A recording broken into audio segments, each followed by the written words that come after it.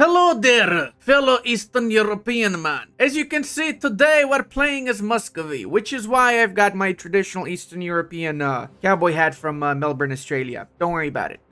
Let's not get into that particular topic, okay? Let's just focus on the main theme here. We're playing as the Muscovites. It's probably that side. Yeah, we're playing as the Muscovites, and we're going to be showing some insane flavor attached to the mission tree of Muscovy, which makes them, in my opinion, the strongest and actually richest nation too. Now, if we get 5,000 likes on this video, we'll do the second part where we go into Russia, and I actually want to take this all the way to 1821, seeing as it's likely the last time I'll be playing as the Russians / Muscovites before EU5 is out. And I will be recording the second part live on Twitch, of course. Make sure you check out my Twitch so you can check it out when we're doing the live recording. You find out a lot more things when you watch me playing this live. Also, boys, if you enjoy the content, consider subscribing. I'm trying to reach 220 subs by the end of March, which is actually fast approaching. In return, I promise I'll only deliver quality cringe, not that regular cringe that you see in other places, okay? I promise. Muscovy starts in 1444 under the Tatar yoke, which means that we not only get yearly prestige reduction, but we also have to yearly pay a tribute to the Golden Horde. The historical origin of this particular event goes back to the 1200s when the Kievan Rus was destroyed by the Mongol Empire, leading to the establishment of the tributary system known as the Tatar yoke, where the Russians had to pay the Tatars yearly tribute. This tribute was gathered by the Principality of Vladimir, later down the line by Muscovy, and it paved the way for Muscovy to not give all the tribute to the Tatars, making them richer and richer by skimming some of that tribute from their fellow Russians, which eventually culminated in 1480 with the Grand Stand of the Ugra River, in which the Russian principalities led by the Muscovites stood on one side of the river with the Tatars on the other side. The Tatars, realizing they cannot win, withdrew from the battle, marking the end of the Tatar yoke. Now in 1444, the Tatars are already pretty weak, and I will make sure that we're not going to be under the yoke for too long. Before we do anything, however, we have some things we need to fix, especially the Mestnichesko system. Now this is a horrible privilege that will only cause issues to us, so we have to get rid of this from day one. It's actually very easy to do that. We just need to get one stability, so we can do that since we start with 112 administrative power, and we also need to have more loyalty than we have influence. Two ways of doing that: either we summon the Diet and we go for a Boyar's mission that is easy to do. In our case, we just have to take the province of Velsk from Novgorod, or if we really want to do it instantly, we could just sell titles. It will give us some extra money, but it does mean that we can only give 2+1 mana privileges, so we're going to go for the admin mana privilege as well as for the diplomatic mana privilege. This does, however, mean, since we have more loyalty than influence, that we can get rid of the Mestnichesko system, and I do apologize for butchering that name. Not forget to also seize the Crownlands, and that means we have to fight off a few rebels. Not a big deal though. It might seem like it's not the smartest idea getting rid of this privilege, since we also lose that one stability we got. We have a lot of loyalty issues and so on, but the truth is that if we keep it around, it's going to only get more difficult to remove it as you progress in the campaign, and it's going to lead the way to horrible events that we really don't want to have. Now, one way of getting more Crownlands now, super easy, is just conquering lands, and Novgorod is basically free real estate for us, so we're not going to give any more privileges, as the amount of Crownlands we get from conquering new provinces depends on the influence of our estate. So if we give privileges, we increase our influence most likely, so we get less Crownlands, meaning we come back to the estates screen after we've conquered Novgorod, or at least after we've taken parts of Novgorod first off. We do start with 5 subjects, and we will be integrating them as soon as possible, but before we do that, we need to rally the armies. To do that, we need to have 10 monthly administrative power generation, and we are getting right now 9, so we just need to get an extra advisor. Yearly inflation reduction is actually pretty good. If we mix it up with a trade efficiency advisor, we might be able to also get the 200 admin and 200 diplo power event to trigger in the first 20 years, give or take. To get 100 land force limits super fast, we can just hire the Grand Company, set them up in Yuriev. Now, I want to make this very clear. I'm not going to ally anyone. The only reason I will ever ally anyone is to just diplomatically vassalize them. I don't need to have allies. I'm playing as the Muscovite. And there you have it. We've already rallied the armies. Muscovite administrative adaptation. We have two options here. We can get permanent claims on pretty much the entirety of the Russian region, or we can get non-permanent claims on the same amount of provinces, but we also get core creation cost reduction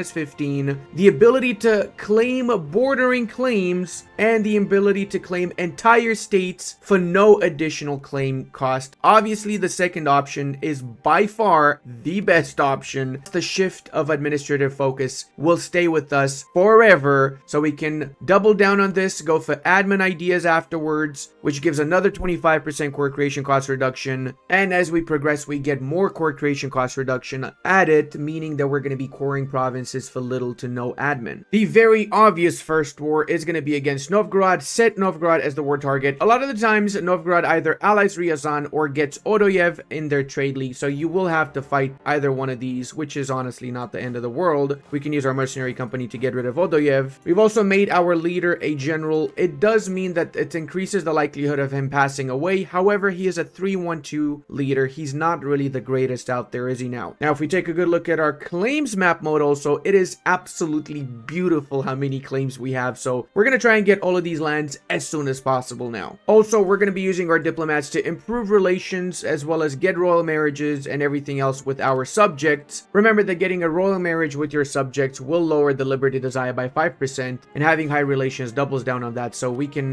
basically get diversion of trade from our subjects, which will increase our trade income a little bit. So better than not having that trade income end of the day. 1 year has passed and we have to pay our tribute. If you refuse to pay the tribute, they will devastate your provinces. So honestly, it's just better off to just give them the 29 ducats and not have to have devastated and looted provinces. Hey, we're so lucky we got the Fort of Lucky already. It's a lucky joke for you right there. And we got lucky enough to get Novgorod as well in just 307 days. That's actually pretty good. I know what you're thinking. Ludi's 307 ain't impressing anyone. Okay, you know what, buddy? All right, you know what? We don't all have insane RNG like you do, okay there? Calm down there, Skibbity Luxter. Luculus von Lucalo? Is that what they call you in the hood? Lorenzo Luxter? No, that one doesn't work. Lorenzo Lamas. Lorenzo Lakmas? Lorenzo Lakmas. First attempt trying to make that one funny. Still not funny. What happened to Lorenzo Lamas now that I think about it? I haven't seen him in movies for so long. All right, that's pretty much the trifecta. Odoyev done. Let's go ahead and wipe out Odoyev from existence. Okay, apparently they're not cool with that. Fair enough. Seems like we have to wipe out their units as well. All right, so we've got 100% war score. That means we can enforce both on Odoyev and on Novgorod. Now from Novgorod, we're basically taking all the lands bordering Sweden, Livonian Order, and Lithuania. So we prevent them from attacking and taking our rightful Novgorodian lands afterwards. Of course, coalition-wise, nobody gives a single schnitzel here about this. We're going to be using a little bit of our diplo points to lower that war exhaustion because it's pretty high already, and we're going to core as much as we can. Unfortunately, we are a little bit starved of admin points. Some people like to give provinces that they take from Novgorod to their subjects, like Belozero or Pskov and so on, but we'll be fine. We're already focusing on admin, so we should be okay. If we're really that desperate, then we will start giving lands to our subjects, but not yet. Now, we have a bit of a dilemma here. Ryazan actually has become a tributary of the Great Horde, and if we were to co-belligerate the Great Horde now, we would have to fight also Uzbek, which we don't even see, and we want to fight Kazan before we fight Uzbek and Great Horde, or at least finish this Ryazani war. So what I'm going to do is I'm not going to be co-belligerating Ryazan. However, even though I don't co-belligerate them, I can still take everything they have because their provinces are below 50 war score, and as a non-co-belligerated nation, I'd get double the war score for taking their provinces, but that basically means I can still take all of their provinces. It's just more aggressive expansion. However, Ryazan is a Russian culture Orthodox nation, so doesn't matter because everybody around us is either Muslim or Catholic, and they're definitely not Russian because that's literally the last Russian principality, Ryazan, aside from us and our subject. Hey, look at that. We became a great power from taking the Novgorodian lands. I'm actually curious to see how much crown lands we have after we take all of the lands from Ryazan as well. Right now, we're standing at a cool 11% crown lands already, and it's only been literally 2 years into the campaign. So actually, I just realized we can give the +1 military mana privilege. We're still fine. 1% crown lands is not bad. We'll get a lot more after we take Tavarian and Ryazani lands. Wait, was this the same amount of time? 233 days? What? That's a double whammy, as they call it, right? All right, I'm not sure if that actually is called a double whammy because I'm not sure what a double whammy is, but I'm actually watching Deadpool 2 on my second monitor right now, and I think his humor is rubbing off on me a little bit. We're at 9 23 overextension. We got to be a little bit careful. Let's check also our crown lands, 4.3%. Now after we take Tver, it's going to be up to... Also check it out, Novgorod is the only one that would likely join a coalition because they're the only leftover Russian principality that's only going to be around for a short period of time. But the thing is now, we'll wait before we annex Tver for a while. I need to integrate some of these other provinces so I don't go over 100 overextension just yet. And yes, as you probably realize by now, I'm also taking these lands directly for myself. I'm not giving to my subjects because I would not get the increase in crown lands if I gave these provinces to my subject. Okay, we waited long enough. 67 overextension is fine with me. Let's go ahead and see where we're at now. 85, that's honestly really good. So we can also now do another mission, consolidation of Russia. Up to 10 provinces in Russia will get 1 base manpower, and we also get unifier of Russia for our brave leader, which lowers autonomy and national unrest -3, so that's pretty cool too. Now let's check. We're up to 6.2% the crown list. That is really not bad. So that's literally 2 years into the campaign, guys. That is crazy. We also unified all of Russia in 2 years pretty much. Now we're bringing all of our troops by the border because of course we will be attacking the Golden Horde now. Nobody got time to wait for these things, okay? This isn't some sort of wait around and find out what happens situation. Now with the Golden Horde, we have to be careful. Despite them having only 14,000 units, they do have better soldiers than us. Their cavalry that the Golden Horde has is insane. And if they fight us in flat terrain such as steppes or grasslands or farmlands, they get a 25% shock damage increase towards our units. So we really need to avoid fighting them in these provinces. Unfortunately, almost all these provinces are flatland provinces. Actually, all of them.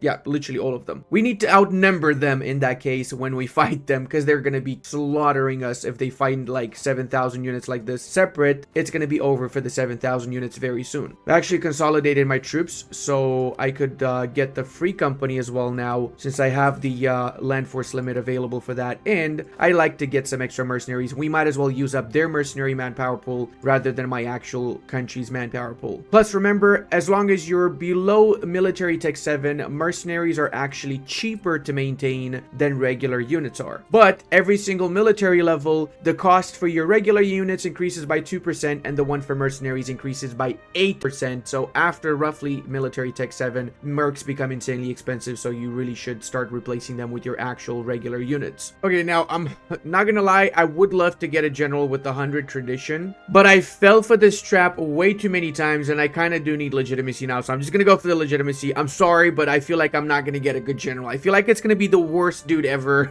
and I'm just gonna be disappointed. Now, mostly what's happening is Uzbek is attacking Perm and the Tatars are running away from my vastly superior soldiers here, at least in number superior, but they seem to be skirmishing around the units that I'm using to siege down provinces. So I'm gonna keep my... I was actually about to chase down the Golden Horde units, but I'm gonna keep them next to my sieges until I finish the sieges because I got a bad feeling that they're gonna rush with all their units to take over Sarai, and I would hate to see that happen before this falls. Alright boys, moment of truth. Let's see if we're gonna be able to wipe out half of the Golden Horde's army here. If we do that, then we can push for the other half right afterwards. We didn't wipe them out, but we did win though, so we got that going for us. Let's see if we can bait these guys in that province or if they're gonna stop before they get there. Nope, they're brave. They actually will be going straight into there. This, hopefully, if we get good dice rolls, will be a Shtaken Vapenikurum. And we also got rid of the Tatar yoke because we are holding on to the province of Sarai and we have no more events from now on happening that will ask us to pay them tribute. Oh, let's go, baby. That was a big blow to Cossacks. Let's go ahead and wipe out the rest of their army there, and maybe we can do a white peace with them. I genuinely cannot even take any of their lands, so I don't want to drag on the war with them for too long. But if they don't want to do a white peace, I'm gonna have to actually march over to their capital. All right, we're doing a little bit of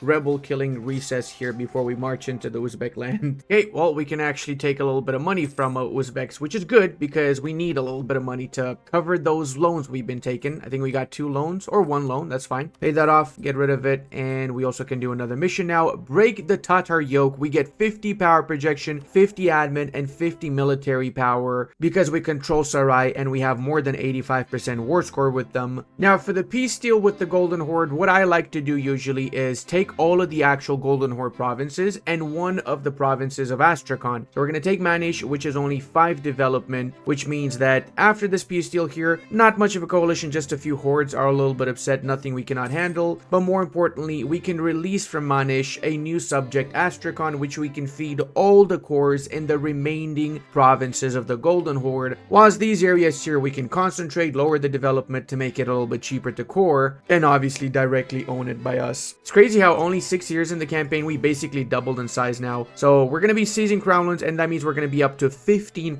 crownlands, despite having sold titles, given the +1 mana privilege for all 3 of the estates. So make sure you do the same thing when you follow this up. And now we can also start giving the actual privileges for the estate too. And we're going to also have a small bit period of just chillium, not do much. So now we have a few years of my favorite game, Whack a Rebel, because we've got a ton of them all over my country. On the bright side though, we do have 15 almost percent crownlands, so we got that going for us. And now we can also assign our privileges finally. We're going to do the religious diplomat, clerical education, well, technically clerical education with court positions and burgher economic freedom. We're going to give after we get 30% loyalty for the estates, otherwise we actually get a literal debuff. So that was a mistake. I shouldn't have given that out yet. Obviously, burgher financial demand for the extra tax modifier, which early game is really efficient. Patronage of the arts for the extra prestige also helps quite a bit. And of course, the minus 15% advisor cost privilege for all 3 of the estates is pretty awesome early on, together with the increased levies and the yearly army tradition decay from the Boyar's officer corps. Also, I'm gonna do reinforcing religious unity because we do have a lot of Sunni provinces which we need to convert to Orthodox. It's also why I'm gonna give religious culture too, but not just yet. We're gonna give it in a while. So we're gonna leave the last slot open here for the patriarchy. After we have above 25% crownlands, we can give that particular privilege. Same here for the Cossacks. A lot of the privileges we'll give once we have more crownlands. For now, we'll just give Cossacks self-governance, Cossack leaders, which offers the leader shock +1 and army tradition 0.5, and we still need to reach 50 loyalty for equilibrium. So we're gonna give for now the supremacy over the crown, which means we have above 50 loyalty equilibrium with all of our states, including the Cossacks and the patriarchs, not only the boyars and the burghers. But as you would imagine, we have a lot more influence now, so we're going to get significantly less crownlands when we expand compared to before. We'll also be consecrating metropolitans wherever we can. That way we increase our patriarchal authority and we can get an icon. We're going for the icon of Saint Michael, which gives the discipline and manpower recovery, which is definitely something we really need right now. I would love to go for the Defender of the Faith, but I don't have that much of an economy, so I'll give it a little bit of time. We can do that after we finish the war with Kazan, just in case we need to use some of that money for more mercenaries in that war. And let's also not forget to release Astrakhan, our brand new beloved vassal in the south, which coincidentally has exactly the lands we need to take from the Golden Horde in the next war. And now we shall be attacking Kazan. Looks like Mogulistan is occupied, so they're not going to be helping out much here, but we do have to fight Crimea. We will obviously set Kazan as the actual war target, since that is the highest development province that they have, and we're going to focus 100% on Crimea for now. Once we've gotten Crimea out of the war, we can focus on Kazan too, since we don't have that many units and we want to keep our units close together. Heck, I love how my subjects are actually doing quite a bit of work in Kazan's lands whilst I'm busy in Crimea though. Now I am going to need some more units, so I'm going to get the Novgorod Company to fight against Kazan. I'm also dispatching 8,000 of my units, and Novgorod Company's got a pretty semi-decent general. We can use that in fighting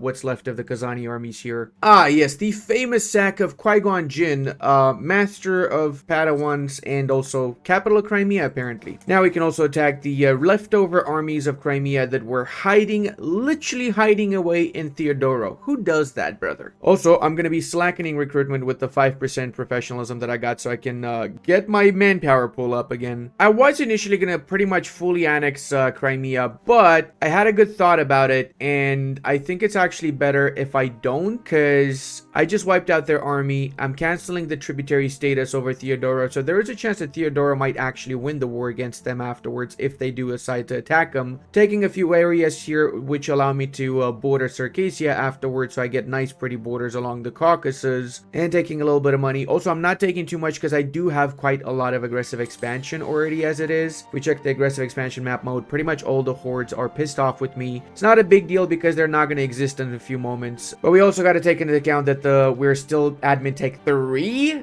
in 1453. So yeah. All right, we have no more professionalism to speak of, but we did manage to get up to 11,000 manpower, which is honestly not too bad. This here is also another reason why I love going for the icon of Saint Michael. We get so much manpower from events because of that particular icon. It is Ivan III Veliki is now the leader of our nation. Ivan III is actually the one that led the Muscovites to independence, quote unquote, from the Tatar yoke, and also made Muscovy by far one of the strongest nations in Europe at its time. So it's kind of fitting that Ivan's the one that we're going to have in charge when getting all of the Russian Empire borders, right? Because it's going to happen very soon. Now, I have a little bit of an issue here. If I go for 100%, I will have to stay in the war for a little bit longer. However, if I instead just go for like 90 or 93%, I can actually peace out now. And I just let the Kazanis keep a little bit of extra land. I kind of feel like that's not such a bad thing, honestly. I'm going to go for that deal. I don't want to have to go all the way into Chandar to fight them. And that also means I can now do subjugate Kazan mission, meaning we get more claims on all of the Nogai lands, which is coincidentally our very next target. We're going to be gathering our troops by the border with Nogai, coring up what we took already, and we're going to start integrating our subjects because we do have the ability to do so. Now I'm incorporating Rostov and Yaroslav at the same time. I did make a mistake. I forgot to leave one slot open to give the privilege nobility integration policy. I plan on giving Perm anyway some lands here in Kazan so they can core it up. I don't need to waste my admin points. That being said, I am keeping a few provinces for myself too, namely Zlatusk, which is a gold mine. This is going to be how we're going to be fixing our economy early in the campaign. Since we're not going to be attacking anyone for a while, we're going to not pay for our units. That being said, we pretty much are still paying because most of our units are mercenary units, so we're just not paying for 9,000. That's it. And I think I should also get one stability. I know it's a little bit of a what the fuck, Ludi. You don't have even admin tech 4 and you're getting stability. What are you doing with your life? Trust me, we'll be fine. We're not going to do much expansion after Nogai. It's literally just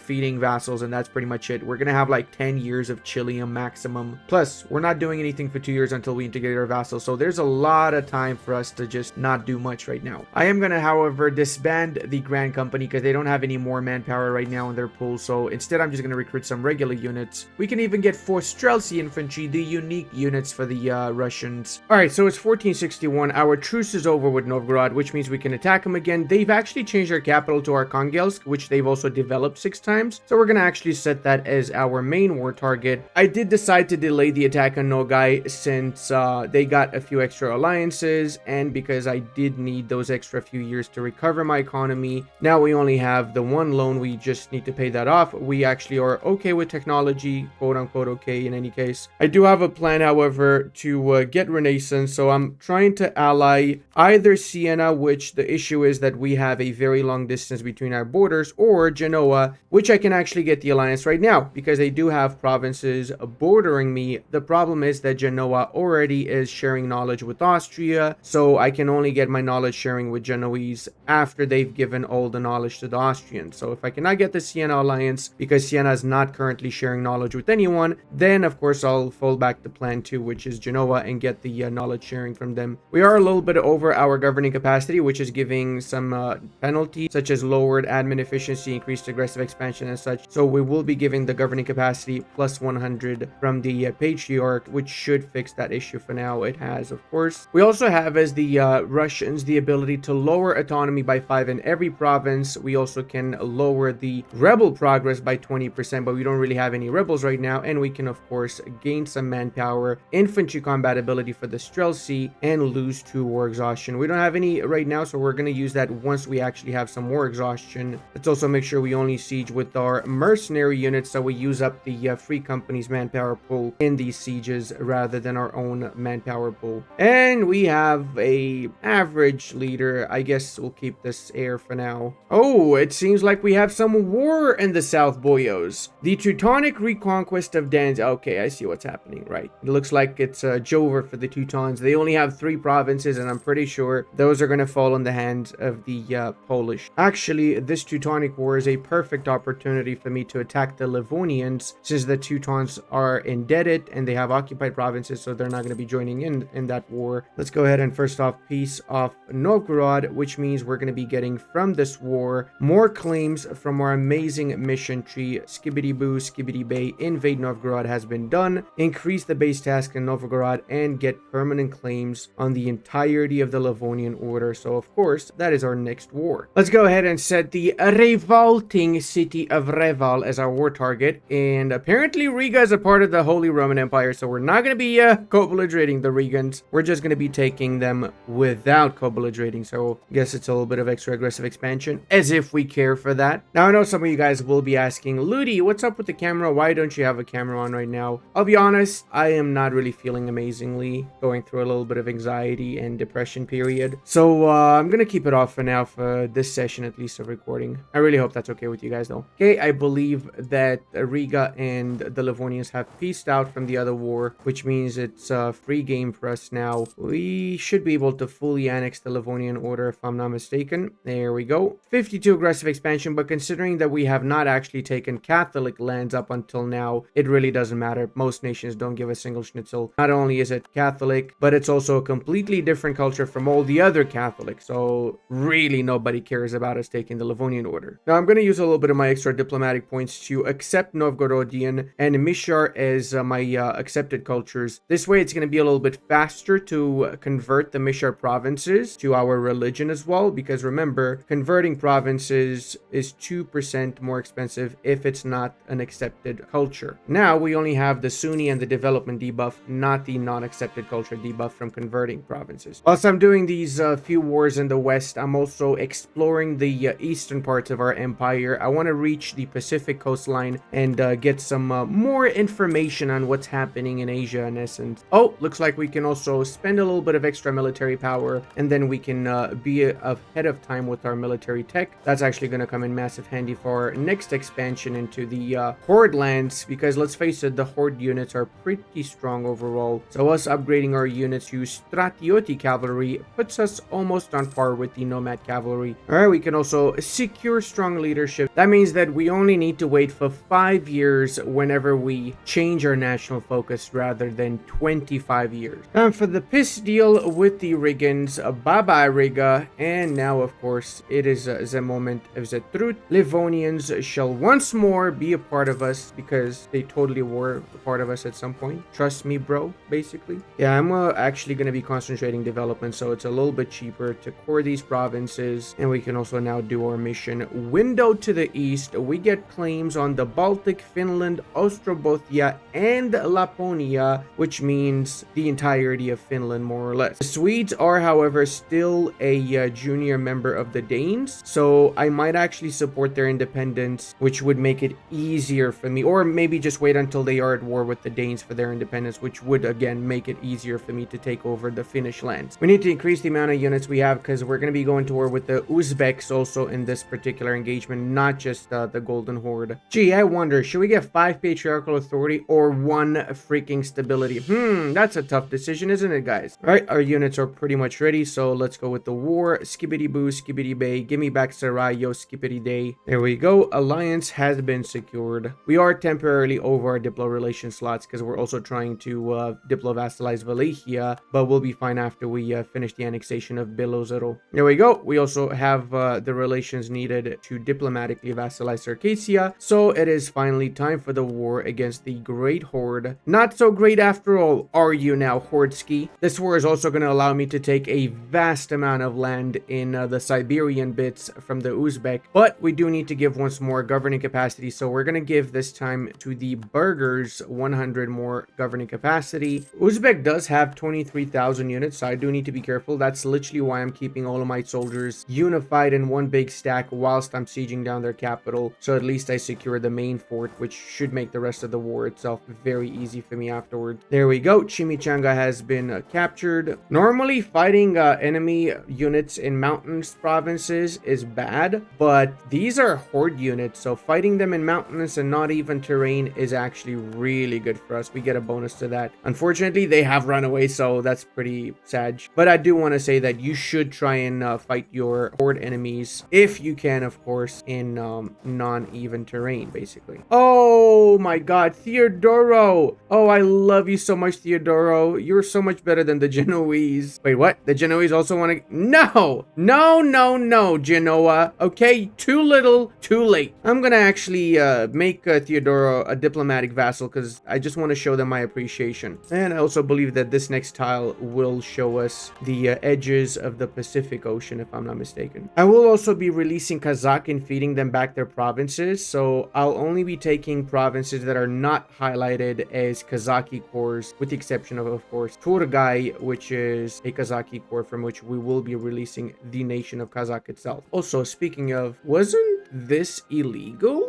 in this area? Might be confused about that. So do correct me, chat. Clearly, I need to know. The difference is if we want to stay in the war longer to get one more province, it will take some time. So I'm actually just thinking to do this deal and peace them out now. Yeah, that's probably the best outcome. That way we also border Oirat, so we can continue to expand in those areas after that. And we do have a little bit of overextension we got to get rid of now. Also used my brave explorer Onisim to explore these two provinces so we can actually have access to Fergana. Question is, how did he make it all the way from these areas to those spots instantly? It's almost as if he's a magician, isn't he, boys? I'm actually really glad that in EU5, generals, when reassigned to an army, will actually have to physically go there. So you cannot just instantly switch generals from one army to another whenever you want to. The end of the Tatar York is really here. No more Tatars to be seen except Astrakhan, which are clearly not Tatars. They're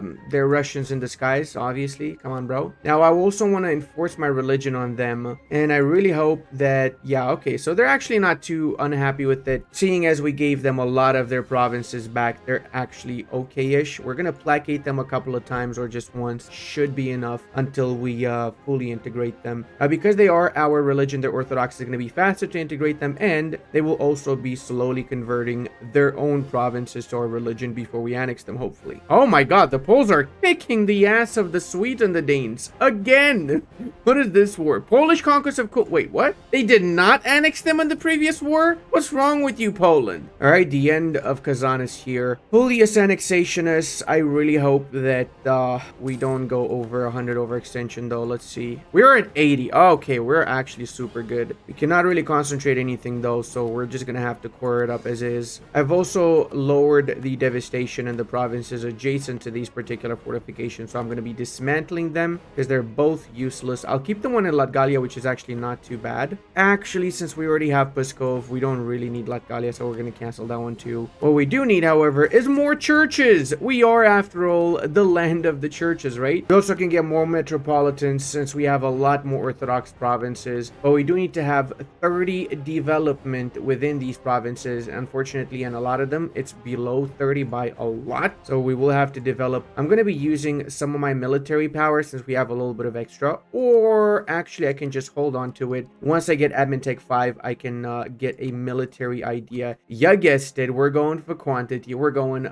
full Russian as our first idea. I swear, this entire campaign, I keep on having to send some of my units back to the east because they're just rebelling continuously, man. Maybe I should use this and lower the rebel progress. Yeah, probably not a bad idea. In fact, let's use all of the interactions. Let's see how big Ajam and Mogulistan are. Ajam is actually pretty decent size. Mogulistan is also pretty decent size. So yeah, might not be so easy piecing them out. We might actually have to siege down their capitals, I guess. Wait, what? Chavkochevny has wiped out their friendly neighborhood Siberian tribe, and I guess it's only them and Kamchatkos left. Who will be the ultimate Siberian skibidi? Nobody knows, but it probably will be Chavkochevny. Okay, let's actually see how many provinces they got. They got 1, 2, and I believe a third province here too. Very nice of them to be colonizing for me before, you know, they choose willingly and clearly democratically to become part of Russia, right? We're totally voting for that stuff over there. Dude, I just brought my units back into the east, and now I have to send them back again into the west because of rebels. Come on, game. Also, we can vassalize Theodora. Remember, as long as they are at peace, you can do it. Yeah, I believe we're gonna be losing. No, we won that against all odds. Also, guys, if you want to see the second part of this, you can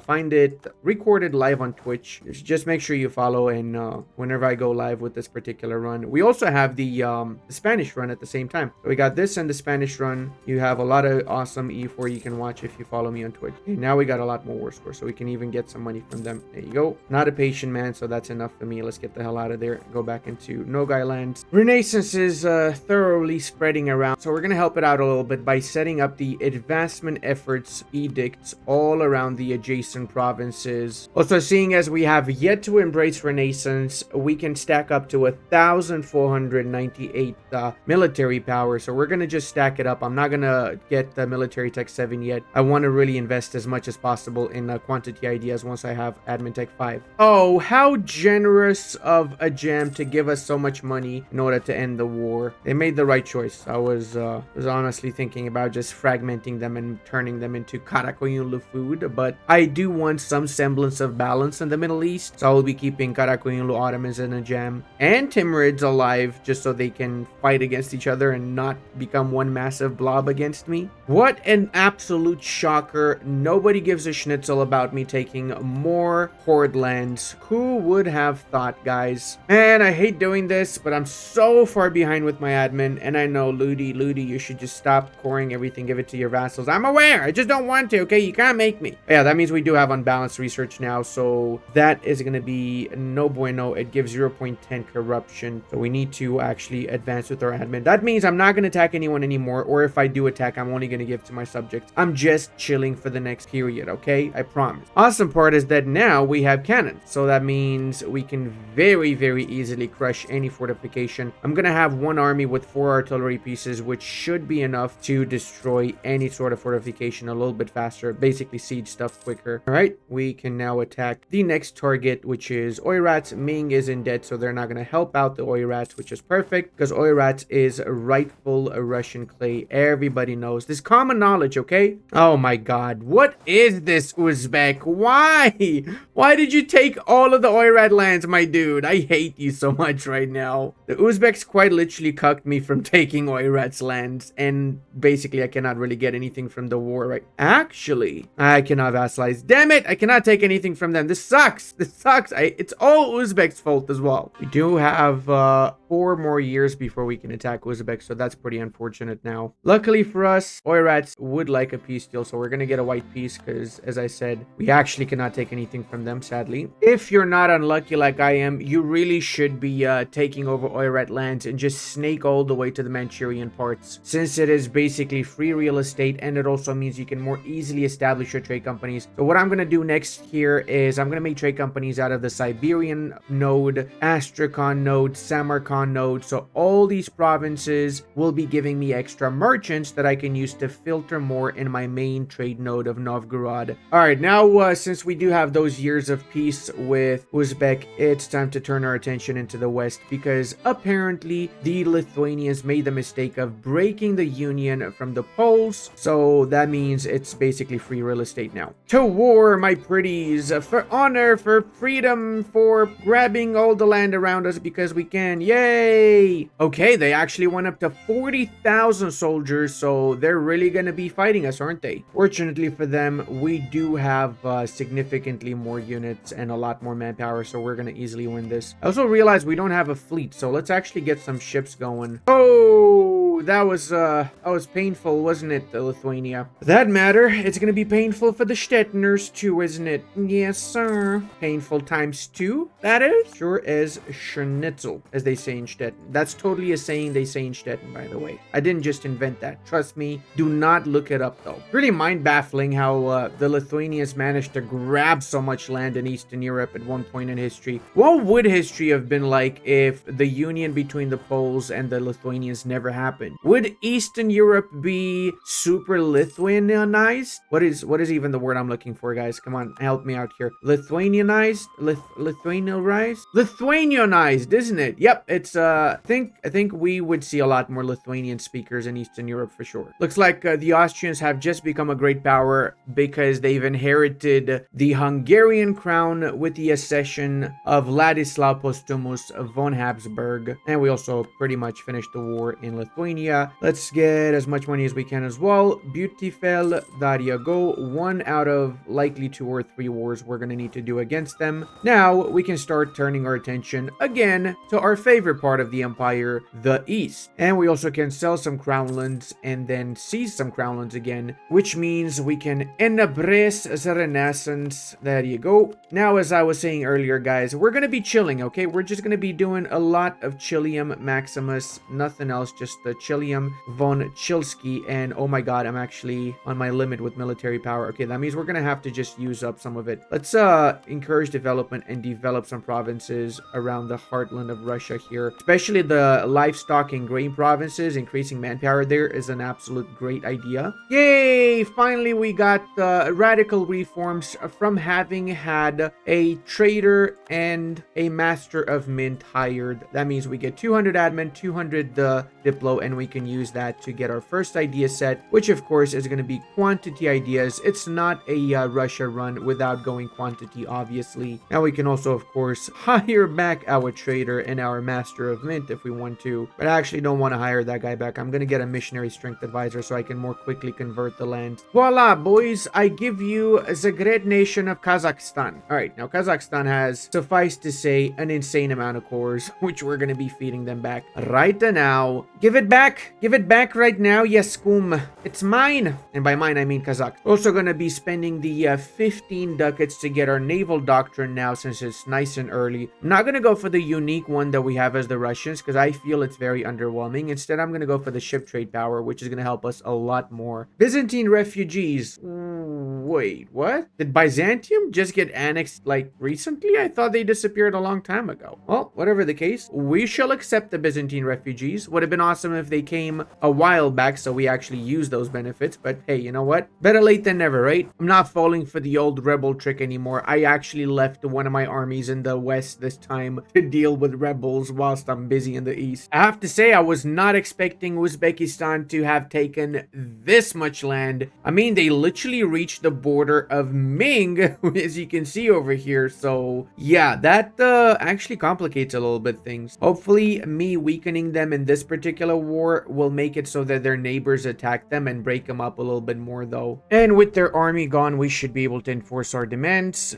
There you go. 130 to 131 coalition, as you would expect. Nobody gives a schnitzel. The reason I went for this particular border here is because I'm a massive fan of border gore, A, and B, because now I border the Oirats. Truly border the Oirats. I did make a mistake though. I was supposed to give this to Kazakh, so that we're gonna be granting them. There you go. Boom shakalaka. Now it's looking a little bit better, and it also means we can do claim the steppes. So that means we got a lot of extra claims and a conquistador, which is perfect because our old conquistador passed away. So we can use our newfound conquistador to explore the Oirat areas, which we're gonna have a very strategic interest in. Plus, we got beyond the Urals, so that means we're gonna be changing Tobolsk and Tyumen to Orthodox Russian provinces. And we get another conquistador, which is a 6650. That is actually going to be used as a frontline general, actually, because that is better than most of my generals are right now. Holy mother of God, he's insanely overpowered. I'm going to fire this guy. There you go. These two provinces are Muscovite Orthodox provinces now, which is actually great. 11 and 8 development. That is juicy. Oh, wow. I just realized I actually split Uzbek in 4 separate areas. Yeah, it is actually Jover for them now. I don't think they can recover from that. We're also going to be making the Ottomans a rival. They do seem to have quite a few units, so we're going to be increasing the army size ourselves, get a few more streltsy whilst we're at it, and increase the amount of regular infantry we have, and a few extra artillery pieces maybe. As our second idea set, I like to go for trade ideas, especially since we're not going for a world conquest or anything of the sort. We just want to have historical German Empire borders, and then after we're going to basically be playing toll, convert everything to Russian and Orthodox, and just maximize the amount of money we can get out of our land. I'm genuinely curious, and I will be playing this campaign until 1821, so don't forget to leave that like, by the way, so we get the second part of this recorded and edited for YouTube. I am honestly curious to see how much money we can get out of just basically historical Russia. And we have 30 spy network on Oirats, which means we can claim an entire area. We're going to be doing Uliai Star, which is this area bordering them right now. We can get more claims on the rest of the Oirat lands, but for now that's enough. It does mean we can attack them. Ming would actually join in on this. I do not know what mandate Ming has, so that might actually be a bigger war than I expected it to. That means I'm going to have to get ready, so I'm going to bring the rest of my armies into the east for that matter. Obviously, since we have our Wallachian subject, we can use the return core interaction, and in exchange for favors, the Poles will give back provinces that are cores of our subject. Seeing as I already have the ability to convert Sami and Karelian to my particular culture, I'm gonna do it. It's super cheap, and I just avoid having to deal with these particular cultures. They're too small for me to accept them, and it's just a bit of a nuisance. It's honestly just better off to convert them to Muscovite. I'm gonna do the same with all of the smaller cultures in my country overall. Oh, Ming has 1,200 in debt. Maybe it's not such a bad idea co-belligerating Ming, but then again, I don't really want to take lands from Ming. It's fine. We'll just maybe get a little bit of money from Ming, I guess. We also see now that the mandate is at 42, so that means Ming units are going to be extremely easy to destroy. Oh, okay. Looks like Uzbek just finished their war with Ming, and Uzbek is almost nowhere to be found. Most of their lands got conquered by Mogulistan. Sibir actually got released, and Mogulistan's protecting it, so I'm likely going to be attacking it after this war, obviously. Goes without saying, come on. But it's actually really good for us because it means we can take all of these lands for ourselves now. Wait, what? Oh my god, Oirat actually has all the lands all the way to the Pacific Ocean. They were conquering, brother. Holy mother. Oh, there goes Sadik Yogur's army. I guess my target is going to have to be Beijing, for I need to get... Wait, what? I can actually get white peace with them already? I can get 100, 200. Oh my god. How much money can I get from them? 3,000 I could get? Wow. No, yeah, I'm not gonna peace out in that case. I'm definitely gonna go for the Bank of Ming, which is located in their capital. We also can do the Land of Churches. Goods produced plus 10% for 25 years, since we have the icon of Saint Michael. Alternatively, if we change to the icon of Eleusa, we could get an extra missionary and missionary strength. So I'm gonna be changing to Eleusa, seeing as that means we're gonna be converting land significantly faster now. There you go, 22 months to convert a province is huge. We just finished incorporating Astrakhan, which means that we now have access to the entirety of Asia. Integrating Astrakhan gave us vision over all of the Indian and the entirety of Ming, which we really kind of needed to see, actually. Okay, I did a little bit of extra carpet sieging, and I am able to take a little bit more money from Qing. If I was to continue with this, it would honestly not be worth it. Just for 400 ducats, I would end up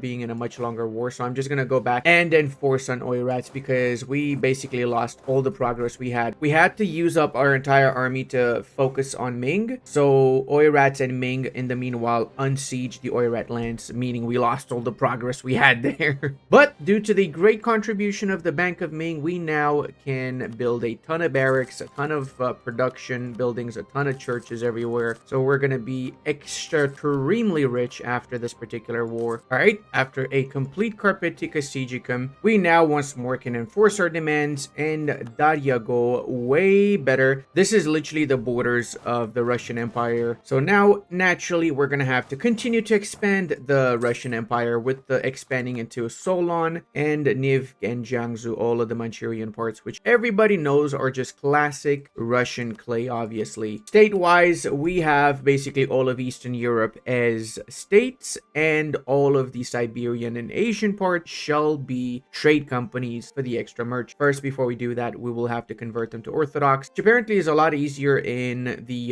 Tengri areas compared to the Muslim areas. Herzegovina, surprisingly, is still alive, and they're an Orthodox nation, so obviously I'm going to be turning them into my little puppet too. I will leave this here. If you enjoyed this and you want to see the second part, leave that like. Till the next time, love you and take care of yourself.